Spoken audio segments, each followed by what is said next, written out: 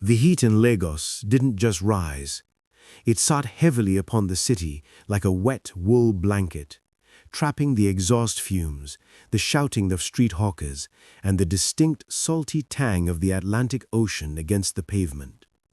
It was a Tuesday in late October, the kind of day where the sky threatened rain, but delivered only humidity that made clothes stick to skin like a second layer. Underneath the colossal concrete span of the Third Mainland Bridge, where the city's forgotten souls carved out an existence in the shadows of progress, Elias sat on an overturned plastic crate, carefully repairing the sole of a sandal that had walked more miles than most cars. Elias was 42 years old, though the intricate map of wrinkles around his eyes and the gray streaking his coarse beard suggested a man who had lived a century. He was a shadow in the megacity, a figure people looked through rather than at. To the thousands of commuters thundering overhead in their air-conditioned SUVs, he was part of the debris, just another homeless man in a city of 20 million strivers. But Elias had not always been debris. Once he had been a man of numbers, a senior auditor with a corner office and a future bright enough to blind. He had a wife, Neka, whose laugh sounded like wind chimes, and a daughter, Zina, who smelled of baby powder and promise. Then came the fire. It was a faulty generator in their apartment complex, a midnight inferno that consumed everything he loved while he was away on a business trip. He returned to ashes. Grief didn't just break his heart, it shattered his mind. He walked away from his job, his bank accounts, and his name, drifting until the currents of the city deposited him here, on this muddy bank of the lagoon, where survival was the only ambition left. On this particular evening, the threatened storm finally broke. The heavens opened with a violence peculiar to the tropics, turning the dust into mud and the lagoon into a churning gray beast. The traffic on the slip road adjacent to the bridge slowed to a crawl, headlights fracturing in the downpour. Elias retreated further under the concrete overhang, pulling his tattered tarp over his meager possessions, a Bible, a change of clothes, and a small rusted locket that held a charred photo. Suddenly, the rhythmic drumming of the rain was shattered by the screech of tires, a sound so high-pitched and desperate it sounded like a scream. Elias looked up just in time to see a sleek silver Range Rover lose traction on an oil slick. The massive vehicle pirouetted gracefully, almost horribly beautiful in its loss of control, before slamming violently into the concrete pillar of the flyover less than 50 meters from where Elias sat. The sound of impact was sickening, a crunch of metal and shattering glass that echoed louder than the thunder. Then silence. For a moment, Elias froze. In Lagos, involving oneself in the affairs of the rich was a dangerous game. Police would arrive, accusations would be thrown, and the poor man at the scene was always the first suspect. But then, through the hiss of the rain and the steam rising from the crushed radiator, he heard it, a voice. Not a scream, but a low guttural moan of pain. It was the sound of a human being realizing they might die alone. Elias moved. His legs, stiff from dampness, propelled him up the muddy embankment. He slipped, his hands grasping at wet weeds, but he scrambled up. The driver's side of the SUV was obliterated. The driver, a young man in a chauffeur's uniform, was slumped over the wheel, clearly gone, his neck at an unnatural angle. Elias crossed himself quickly, a reflex from a past life, and moved to the rear. The back window was shattered. Inside, pinned between the crushed leather seats, was a woman. Amara was the CEO of Kalu Ventures, a conglomerate that owned half the shipping containers in the Apapa port. She was known in the business pages as the Titaness, a woman who had taken her father's crumbling empire and turned it into a fortress of wealth. But in the twisted metal of the Range Rover, she was small, terrified, and broken. Her leg was trapped, twisted beneath the front seat, and blood was streaming from a gash on her forehead, ruining her immaculate makeup and staining her white silk blouse. "Help me," she whispered, her eyes unfocused, scanning the darkness. When she saw Elias, a looming figure in ragged clothes, rain dripping from his matted hair, her survival instinct flared into panic. "No, get back!" she gasped, trying to recoil, but screaming as pain shot through her leg. "Take the purse. It's on the floor. Take it and go." Elias stopped, wiping the rain from his eyes. He saw the terror in her face, the assumption that he was a vulture coming to pick the carcass. "I don't want your money, madam," he shouted over the rain, his voice rusty but authoritative, carrying the polished diction of his former life. "The fuel tank is ruptured. I can smell it. You have maybe 2 minutes before this car becomes a furnace." Amara stopped screaming. She looked at the man, really looked at him. Beneath the grime and the beard, she saw eyes that were surprisingly calm. She smelled the gasoline now, sharp and stinging. I can't move," she sobbed, the Iron Lady facade crumbling. "My leg." "I have to pull you out," he said, reaching through the shattered window to unlock the door. It was jammed. He braced his foot against the chassis and pulled with a primal roar.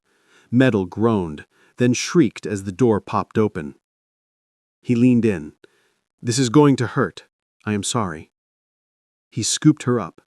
Amara screamed, a raw sound that tore at Elias's throat. But he didn't stop. He dragged her out, cradling her against his chest, his filthy shirt soaking up her blood. He stumbled down the embankment, away from the road, his boots sinking into the mud. He lay her down on his own dry cardboard bed just as the Range Rover exploded above them. The heat washed over them, a wave of orange light illuminating the underside of the bridge. Amara watched her car burn, shivering violently. Elias moved quickly. He rummaged through his plastic bag and pulled out his spare shirt, a faded, oversized flannel that he saved for cold nights. He draped it over her shivering form. He found a bottle of water, half full, and carefully washed the blood from her eyes. "Who are you?" Amara whispered, her teeth chattering from shock. "No one," Elias replied, sitting a respectful distance away. "Just a neighbor." They spent the night like that, the billionaire and the beggar huddled together against the darkness. To keep her conscious, Elias talked. He didn't speak of his tragedy. He spoke of the stars, explaining the constellations hidden behind the storm clouds. He recited poetry by Christopher Okigbo. He spoke of the economics of the market, analyzing the inflation rates with a sharpness that made Amara, even in her delirium, look at him with confusion. You don't talk like," she trailed off, pain seizing her again. "Like a street rat," Elias finished gently. "Misfortune does not discriminate, madam. It can find anyone, even in a Range Rover, even under a bridge." By dawn, the police and a private ambulance arrived, guided by the GPS tracker in the burnt car. When the paramedics descended, led by a frantic man in a suit, Kelvin, Amara's fiancé, they pushed Elias aside as if he were a stray dog. "Get away from her," Kelvin shouted, kicking at Elias's cardboard bed.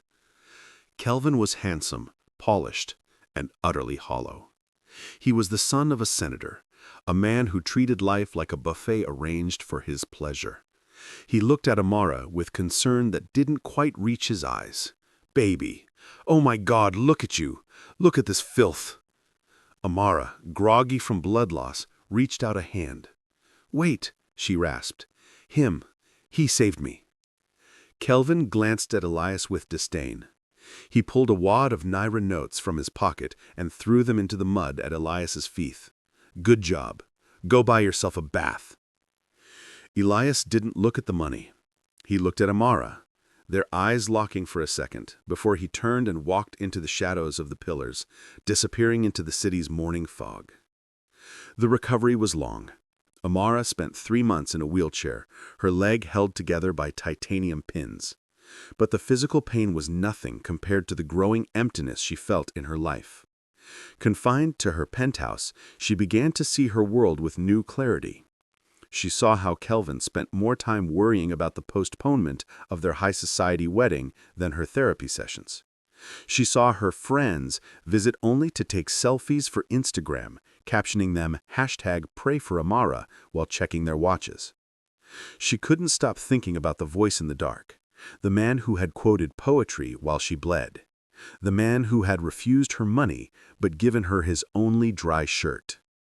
Find him, she ordered her head of security, a hulking man named Tunde, 6 weeks after the accident. Find who, ma'am? The man under the 3rd mainland bridge, the one who pulled me out. It took Tunde 2 weeks. The police had raided the underbridge settlements, scattering the homeless. But money talks in Lagos, and eventually, Tunde found Elias working as a day laborer at a construction site in Lekki, carrying bags of cement for a pittance. When the black Rolls-Royce pulled up to the construction site, the foreman thought immigration officers had come. Instead, Tunde stepped out and gestured to Elias. "The madam wants to see you."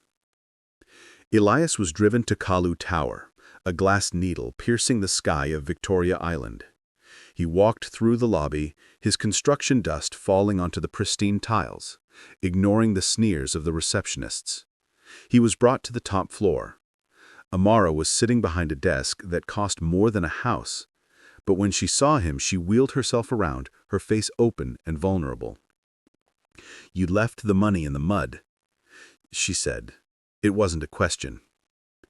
"I didn't save you for a reward," Elias replied, standing tall despite his ragged clothes. "I saved you because you were human." "I know, and that is why I cannot let you go back to that bridge. I have a proposition. I need an archivist, someone to organize the old company records in the basement. It's solitary work, quiet. It comes with a small apartment in the staff quarters and a salary. It's not charity, Elias. It's a job. Will you take it?" He looked at her. He saw the steel in her eyes, but also the kindness. He thought of the rain, the cold, the hopelessness. "I will take it," he said softly. Thus began the second life of Elias. He attacked the job with the same precision he had once applied to high-stakes audits. The basement, a chaotic graveyard of paperwork, was transformed within months into a streamlined library of information. But his role didn't stay in the basement for long. One afternoon, Amara came down to check on him. She found him reading a financial report on her desk. "There is an error here," Elias said without thinking, pointing to a column. "Your logistics manager is inflating fuel costs by 15%. He's skimming." Amara frowned, took the paper and did the math. He was right. That discovery saved the company 40 million naira. Amara promoted him on the spot to the internal audit team. The street rat was now wearing a suit, though he still kept his beard neatly trimmed, a reminder of where he had been. As they worked together, the professional boundaries began to blur. Amara found herself inventing reasons to call Elias to her office. They talked about business, yes, but also about life, about loss. Elias told her about Neka and Zina, his voice breaking for the first time in years. Amara told him about the pressure of her legacy, the loneliness of the top. They found solace in each other's scars. Kelvin noticed. The fiancé, who had been busy spending Amara's money on trips to Dubai, sensed his golden goose drifting away. He arrived at the office one day, unannounced, to find Amara and Elias laughing over a spread of takeaway food. "So this is it," Kelvin sneered, walking in. "The pet project? You're letting the help eat at the table now?" "Elias is the head of operations, Kelvin, and he has done more for this company in 6 months than you have done in your life." "He's a beggar," Kelvin shouted, slamming his hand on the table. "You picked him out of the gutter. You think he loves you? He loves your wallet. He's a con artist playing the long game." "Get out," Amara said, her voice low and dangerous. Kelvin laughed, a cruel, sharp sound. I'm leaving, but don't think this is over. You're making a mistake, Amara. A dirty, expensive mistake." The breakup was messy. Kelvin went to the tabloids. "Billionaire heiress brainwashed by homeless lover," the headlines screamed. Paparazzi camped outside Elias's apartment. They dug up his past, twisting the story of the fire, implying he had burned his own family for insurance money. It was a lie, vicious and unfounded, but it stung. Elias went to Amara's office with a resignation letter. "I am destroying your reputation," he said, placing the letter on her desk. "I should go." Amara took the letter and tore it into pieces. She stood up, her leg was fully healed now, and walked around the desk. She took Elias's face in her hands. "Let them talk. They don't know what it's like to be in the fire. We do. I don't care about the reputation, Elias. I care about the man who covered me with his shirt when I was shivering."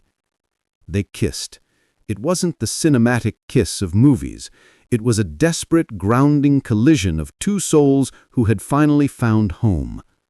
They married a year later in a private ceremony in Obudu, far away from the Lagos noise. It was the happiest day of Elias's second life. But life, as Elias knew too well, is not a fairy tale. It is a cycle of joy and sorrow. The sorrow came in the form of silence. The nursery they had built in their new home remained empty.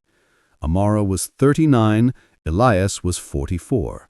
They tried everything: IVF, traditional herbs, specialists in London and New York. Every month brought the crushing disappointment of a negative test. The stress began to fracture them. Amara, fueled by the hormones she was injecting and the whispers of society that a barren woman was a failure, became volatile. She snapped at Elias, withdrew into work. Elias, haunted by the memory of the daughter he had lost, felt the failure keenly. He wanted to give Amara a child to replace the grief in his own heart. Kelvin, watching from the sidelines like a vulture, saw his opening. He had teamed up with a rival company, aiming for a hostile takeover of Kalu Ventures. He knew the board was traditional. They viewed Amara's lack of an heir and her marriage to a nobody as weaknesses. Kelvin orchestrated a board meeting to cast a vote of no confidence against Amara. He bribed 3 key members. The narrative was simple. Amara was emotionally unstable due to fertility struggles and was being manipulated by her husband. The night before the meeting, Amara was in the nursery, sitting in the rocking chair, weeping. Elias entered. He didn't say a word. He just sat on the floor beside her and held her hand. "They are going to take the company," Amara whispered. "Kelvin has the votes. He says I'm crazy. Maybe I am. Maybe we are being punished." Elias stood up and pulled her to her feet. "Punished, Amara. Look at us. We survived death. We survived the gutter. You think a boardroom of greedy men scares me. You think not having a baby makes us less. We are the family, you and me." He went to his briefcase and pulled out a thick file. "And I haven't been idle while you were crying. I went back to the numbers." "What is that?" Amara asked, wiping her eyes. "Kelvin has been careless," Elias said, a dangerous glint in his eye. "He's been paying the bribes through a shell company in the Cayman Islands. But he forgot that I used to be an auditor. I traced the wire transfers. I have the receipts. He's not just unethical, Amara. He's a criminal." The next morning, the boardroom was tense. Kelvin sat at the head of the table, smug and confident. "Amara," he began, "we think it's time for you to step down, for your health." Amara walked in, looking every inch the Titaness. She was wearing a blood-red suit. Elias walked a step behind her, carrying a single folder. "My health is excellent, thank you, Kelvin," Amara said, her voice echoing in the silent room. "But I am concerned about yours. Prison food is notoriously high in carbohydrates." Elias slid the folder down the long mahogany table. It stopped right in front of the chairman of the board.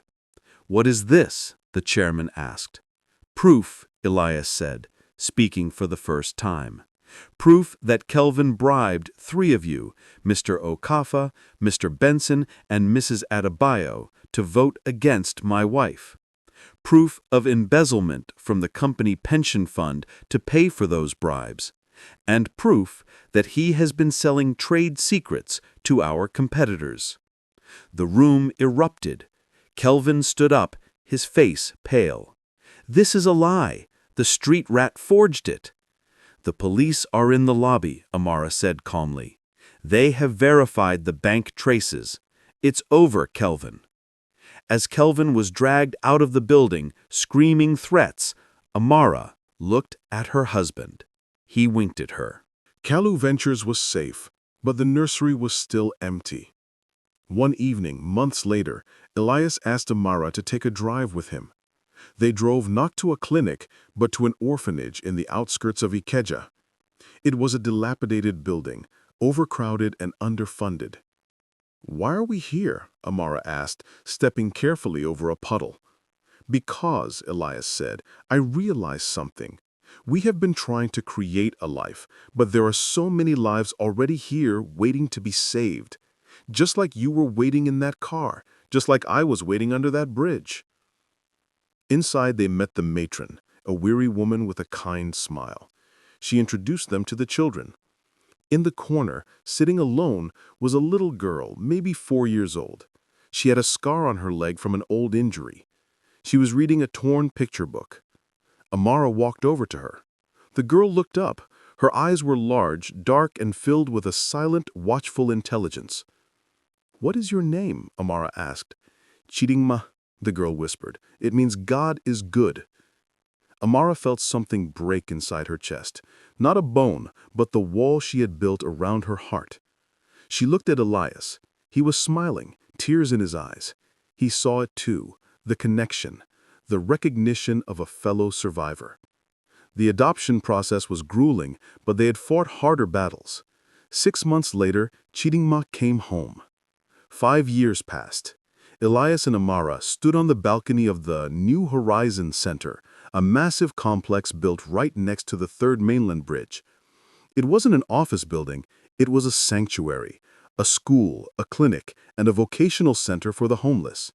It was their gift to the city that had broken them and then brought them together.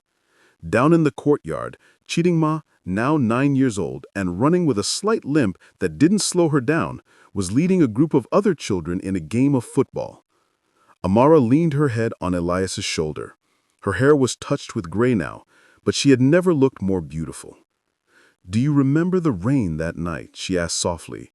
"I remember every drop," Elias replied, his arm tightening around his waist.